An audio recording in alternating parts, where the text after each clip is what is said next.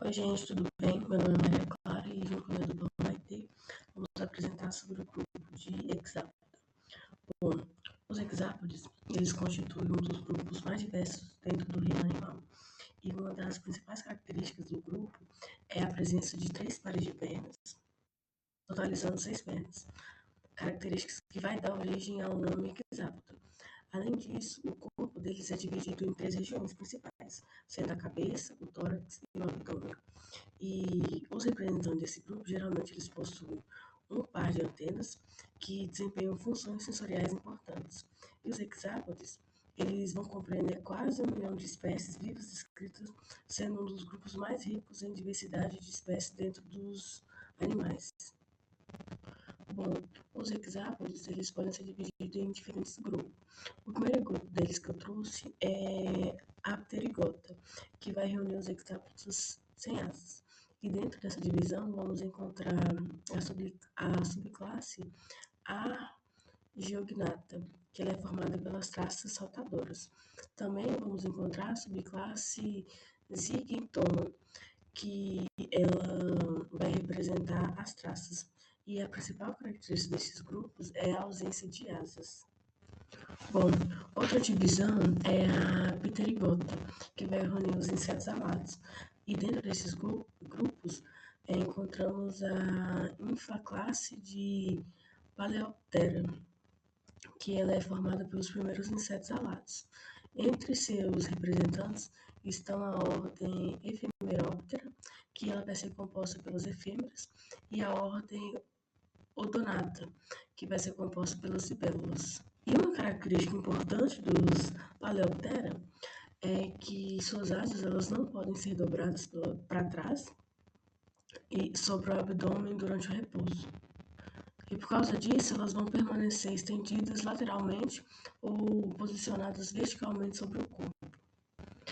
Já a classe de Neoptera, a principal característica desse grupo é essa capacidade de dobrar as asas para trás sobre o abdômen quando elas não estão sendo utilizadas. Esse grupo inclui diversas ordens importantes e entre elas estão a Plecóptera, que são os plecópteros, os Blatótia, que são as baratas, os Isóptera, que são os cupins, as Mandóptera, que são os louva-deuses, Plasmídia, Griloplatódia, Dermaptera, Ortóptera e, por fim, os gafanhotos, e grilos e esperanças, que é representado por Ordóptera. Perdão, gente, é Ordóptera. Bom, a filogenia interna eu já trouxe porque eu falei todos esses grupos que são pertencentes e eles estão na filogenia de Metazoa, que estão dentro do filo Artrópoda e no subfilo Panocrustácea, que vai formar esse ramo evolutivo entre crustácea e hexápoda, e por fim é o subfilo hexápoda. E como é o plano corporal desses animais? Bom, o corpo ele vai ser dividido em 3 regiões principais, que vai ser a cabeça, o tórax e o abdômen. Na cabeça vai localizar as estruturas importantes, como as antenas, os olhos e as peças bucais. O tórax ele vai corresponder à região locomotora do corpo, e é nele que vão estar inseridos os 3 pares de pernas e nos grupos alados os pares de asas. Já o abdômen, ele vai ter a maior parte dos órgãos internos, incluindo estruturas relacionadas à digestão, excreção e reprodução. Bom, eu vou falar um pouquinho agora como que funciona a alimentação desses animais, né, dos hexápoda. E eles vão explorar todos os tipos de dieta, então a gente vai ter animais que vão ser tanto herbívoros, carnívoros, vão realizar comercialismo, detritívoros, e também alguns deles podem ser parasitismo. Eles vão ter essa irradiação nutricional, né, que foi uma chave na evolução dos insecta, e a gente vai ter umas 3 categorias para essa alimentação deles. Então, em relação aos gafanhotos, a gente vai ter mordedores mastigadores, né, que são as peças, tipo peças orais, que são um pouco modificadas, né, e mandíbulas robustas. Em relação aos hemiptíperos, as borboletas e também os mosquitos, eles vão ser sugadores, então essas peças orais diferentes dos gafanhotos, elas vão formar como se fosse um bico barra um estilete, né, para realizar essa dieta líquida desses animais. Já em relação às moscas, eles vão ser absorvedores, então eles vão ter um lábio expandido em labelo, que vão realizar a absorção por capilaridade. Coloquei aqui dois vídeos diferentes mostrando a alimentação, tanto de um louva-a-Deus quanto de uma borboleta. Após o acasalamento, na tranquilidade da vegetação, a fêmea do louva-a-Deus começa a se alimentar do macho, garantindo energia para a próxima geração. Um comportamento raro para nós, mas comum e estratégico no mundo desses pequenos predadores. Também coloquei aqui um vídeo também de uma borboleta.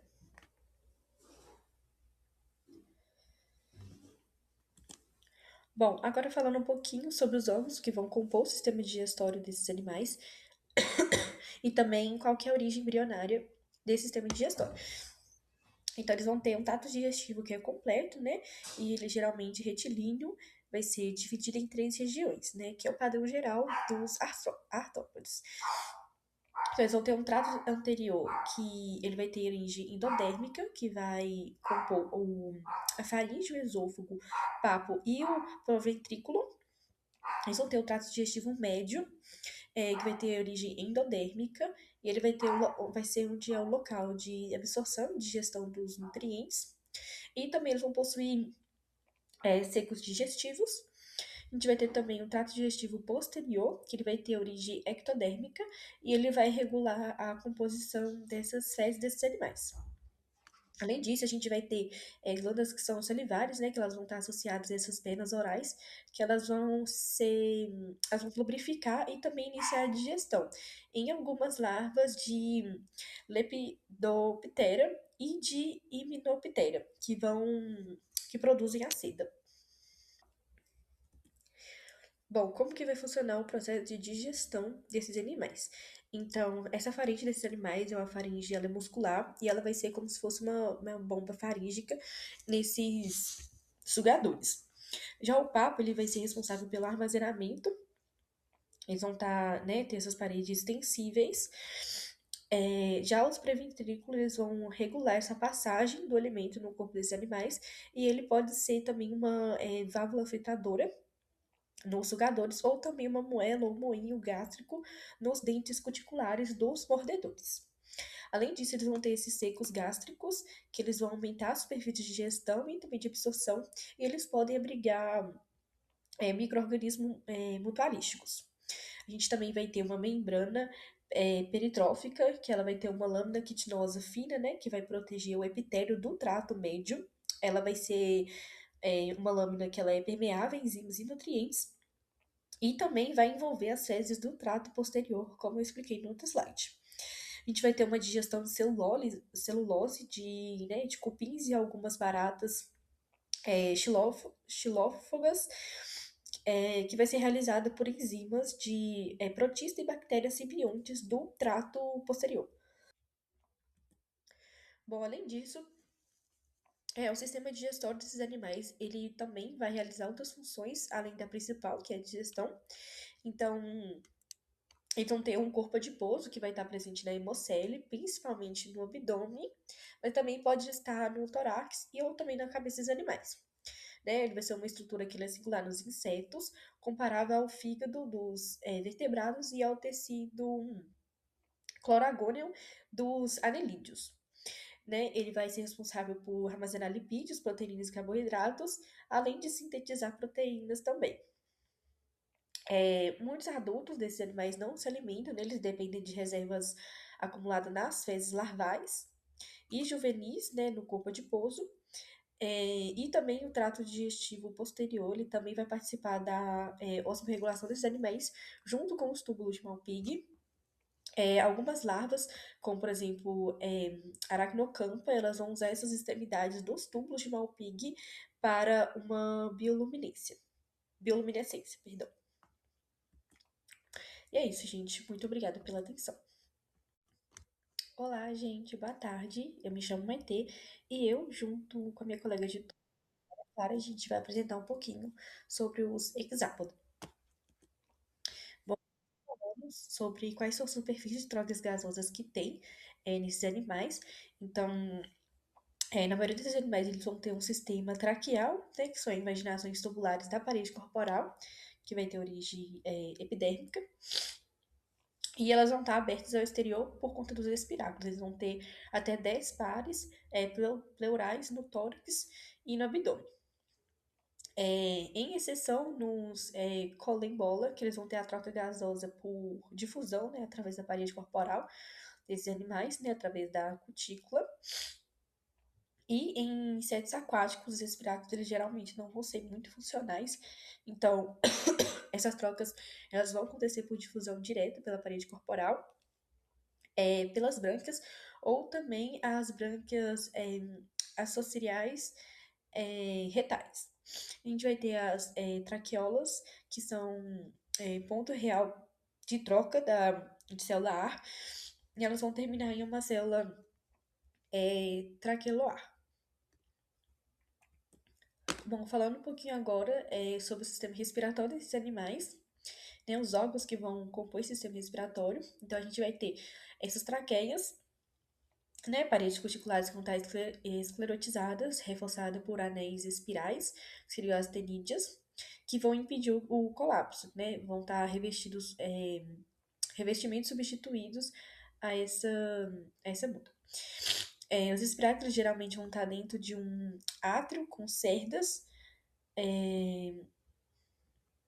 Bom, eles vão ter também esses espiráculos, né? Geralmente ele vai estar dentro de um átrio, que vão ter cerdas ou espinhos, que vão filtrando tanto parasitas quanto poeiras. E elas vão possuir uma válvula muscular que ela vai controlar as pressões internas de oxigênio desses animais e também de CO2. A gente vai ter também essas bolsas traqueais, que elas vão ser regiões expandidas, que vão também armazenar ar. E em insetos com voo muito ativo, essas traqueias vão invadindo as próprias fibras musculares, e nisso vai ter muita demanda de oxigênio. Bom, vou começar falando um pouquinho agora sobre os pigmentos respiratórios e qual que é a função do sistema circulatório na respiração. Bom, eles vão ter o pigmento, né, que é o sangue, que é a hemolinfa dos hexápodes, eles não vão transportar oxigênio, então eles não vão ter exatamente esses pigmentos respiratórios que vão estar ligados aos oxigênios.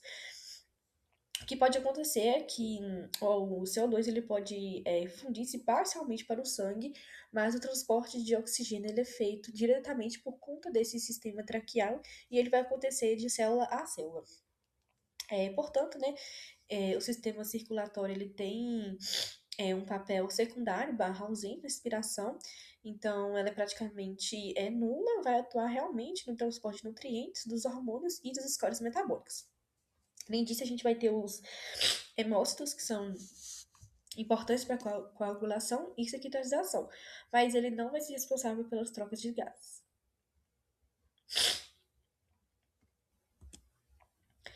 Bom, falando um pouquinho agora. Bom, e quais são os órgãos e as estruturas do sistema circulatório? O principal órgão desse sistema é o coração tubular dorsal. É ele que é responsável por bombear a hemolinfa em direção à cabeça. Na região anterior, o coração ele vai se prolongar, formando a aorta, que é um canal semelhante a um vaso que se transporta a hemolinfa para a região cefálica. Também encontramos ossos laterais, que são aberturas presentes no coração, pelas quais a hemolinfa ela retorna após circular pelo corpo.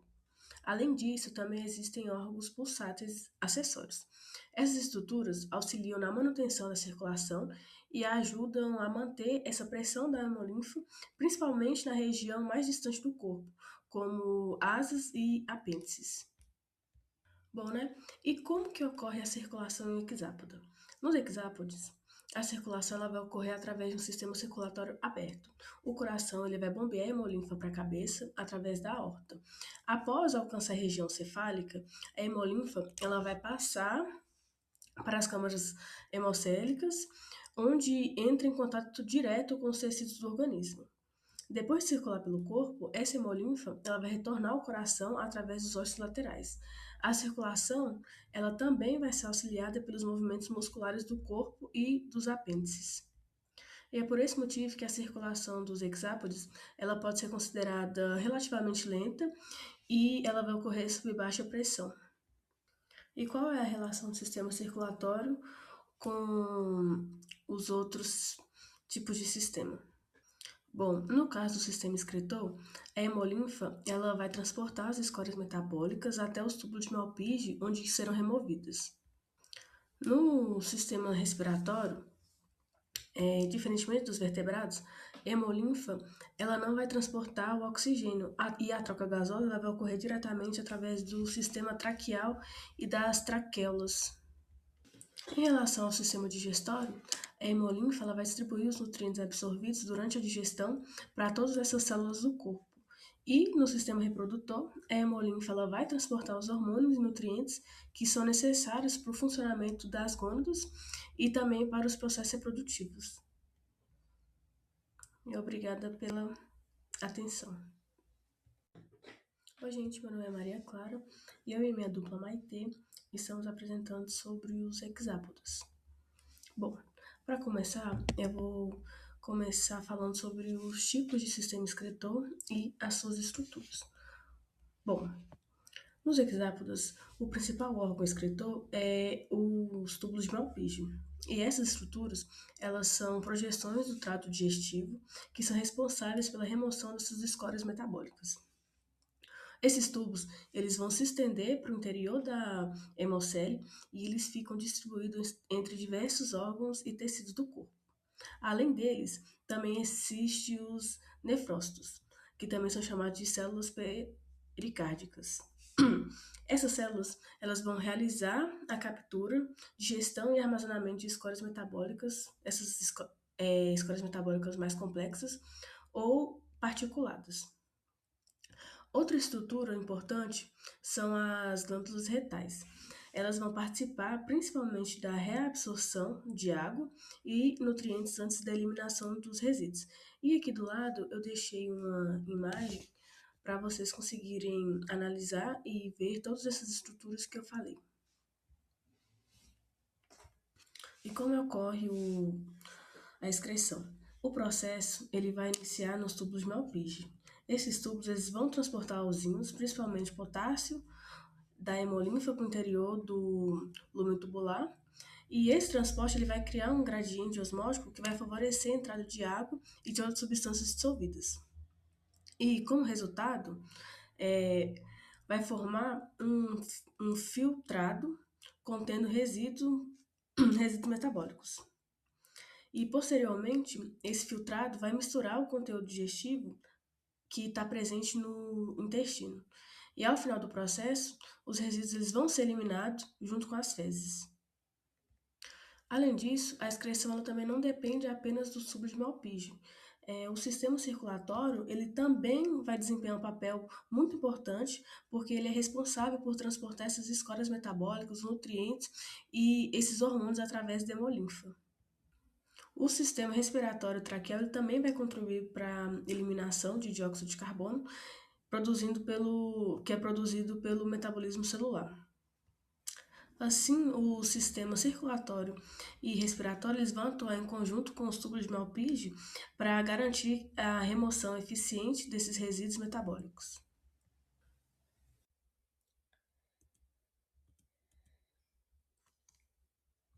Bom, gente, vou falar um pouquinho como que funciona o sistema sensorial e nervoso desses animais. Bom, os hexápodes, eles vão ter um sistema nervoso onde eles vão ter um cérebro, né, que vai ser um gânglio supraesofágico. Além disso, eles vão ter um gânglio subesofágico, um cordão nervoso ventral. Eles vão ter gânglios que são torácicos e abdominais. Além disso, eles vão ter sistema sensorial, que vai estar relacionado a antenas, compostos, ocelos, sensilas e também órgãos timpânicos, que vão estar só em alguns grupos desses animais. Bom, gente, boa tarde. Eu me chamo Maitê e eu, junto com a minha colega de turma, Maria Clara, a gente vai falar sobre os hexápoda. Bom, vou falar um pouquinho sobre os tipos de esqueletos que vão estar presentes nesse grupo e também se ocorre equidise nesses animais. Então, eles vão ter um exoesqueleto que ele vai ser formado por uma cutícula que ela vai ser rica em quitina.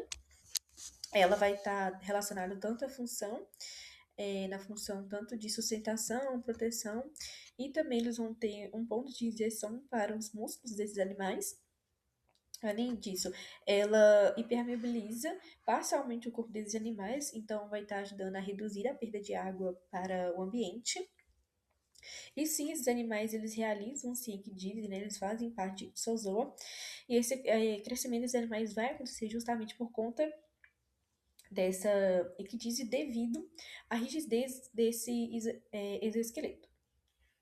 O processo da ecdise ela vai acontecer quando uma nova cutícula ela vai aparecer embaixo dessa cutícula velha, até que esse animal vai retirando, tem uma imagem aqui mostrando embaixo, mostrando essa cutícula velha saindo desses animais.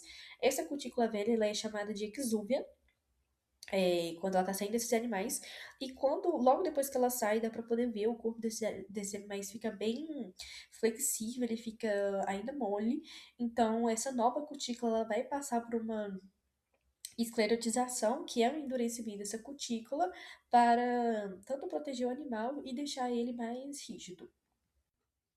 E como é a fecundação e a transferência de espermatozoide?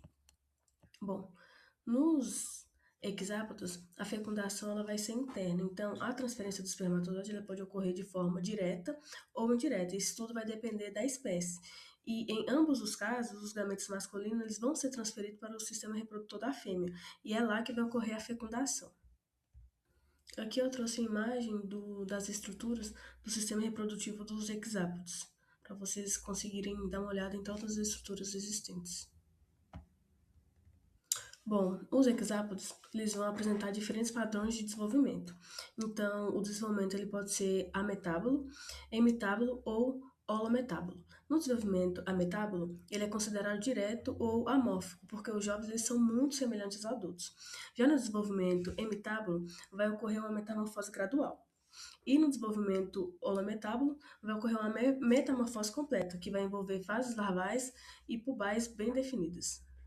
E as formas juvenis mais comuns são as ninfas, nos hemitábulos, e as larvas vermiformes nos holometábulos. As espécies mais antigas dos hexápodes, sem asas, elas vão apresentar o desenvolvimento ametábulo. Nesse tipo de desenvolvimento, o indivíduo eles eclodem como juvenis, muito semelhantes aos adultos, e eles também são chamados de imagos. E ao longo do crescimento, ele vai ocorrer por sucessivas mudas. Porém, essas mudanças são observadas e estão muito relacionadas principalmente ao aumento das dimensões corporais. Assim, ele não vai existir uma metamorfose marcante entre a fase juvenil e a fase adulta.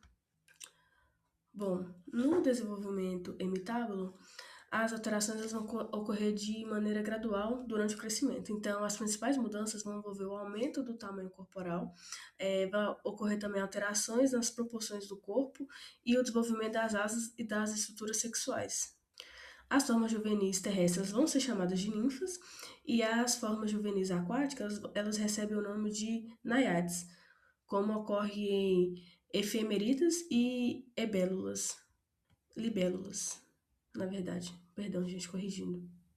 As ninfas e as naiades elas vão possuir olhos compostos, vão ter antenas e também vão ter apêndices locomotores semelhantes aos dos adultos. Porém, elas não vão apresentar asas funcionais nem as estruturas sexuais completamente desenvolvidas.